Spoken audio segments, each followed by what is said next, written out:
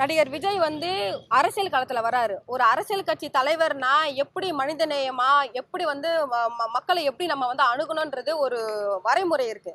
அவரு 41 பேர் வந்து ஒரு மனிதரால ஏற்படுத்தப்பட்ட ஒரு படுகொலைன்னு நீதிமன்றம் சொல்லியும், ஜனநாயகம் படம் ரிலீஸ் ஆடியோ ரிலீஸ்ல லான்ச்ல